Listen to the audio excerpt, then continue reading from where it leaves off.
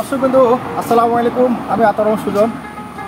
আমি এখন দাঁড়িয়ে আছি গাইবান্ধা জেলা সাদুল্লাপুরে।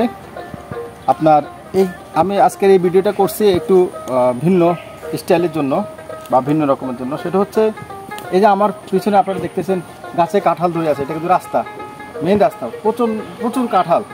এগুলো এখনও ছোটো, আরও বড় হবে। তারপরে এই যে দেখেন, মানে কাঁঠাল গাছও প্রচুর এবং রাস্তার পাশে কিন্তু প্রচুর পরিমাণে কাঁঠাল গাছ এবং কাঁঠাল। কেউ কিন্তু ধরতেছে না এবং ধরবেও না। তো এই গাইবান্ধার এখানে আম, লিচু, কাঁঠাল অনেক রকমের ফল থাকে। কেউ কিন্তু ধরে না, কারো অনুমতি ছাড়া ধরে না। খাওয়ার মন চায় যার মালিক, ওই মালিককে জিজ্ঞাসা করে তারপরে ওনারা খায়।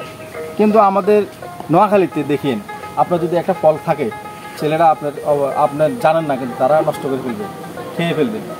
এই জন্য আসলে মানুষের মূল্যবোধ এবং মানুষের যে দেশপ্রেম অথবা সততা, এগুলো দিন দিন হারিয়ে যাচ্ছে।